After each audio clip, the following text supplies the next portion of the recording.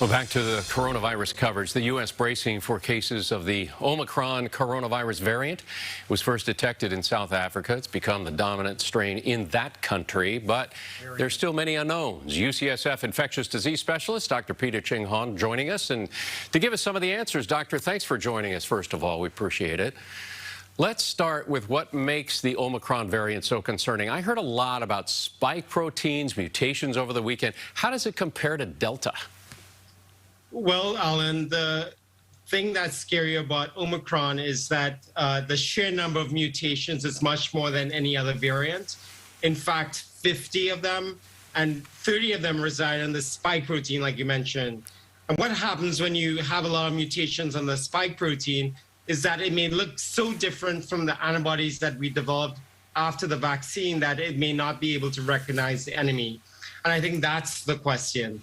I think some of these mutations are on the working end of the spike protein, the part that allows the virus to attach to the body and enter, so it may also make it more transmissible. Wow. So the CDC is recommending strongly that people get those booster shots.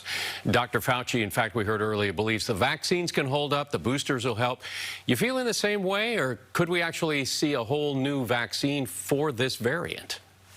Well, I think that my gut sense is that our vaccines will work pretty well against Omicron.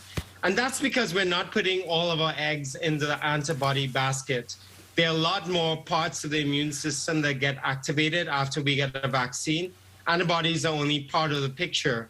If the virus can enter the body, it will be kicked out by the T cells and the B cells that the body already has made after the vaccines.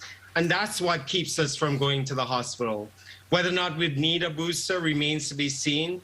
But again, this variant looks similar to Beta, first described in South Africa, and has some elements of Gamma, first described in Brazil. And our vaccines work decently against those two variants. So I'm thinking of people who have actually tested positive and gotten COVID.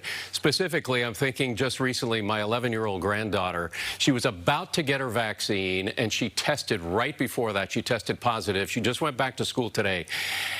Should she get vaccinated, and should she go ahead and get the booster when it's time? Or if someone has had COVID, do they not need to worry, or is this variant changing everything? Well, I think some of the first information we're getting from South Africa is that reinfection is common with Omicron, but most of the people in South Africa who've gotten reinfected were unvaccinated because their vaccination rate is only about 25%. We do know from Delta data in the United States that reinfection is definitely a thing if you've gotten natural infection, and if you've gotten vaccines, you're protected by more than 2 times from reinfection.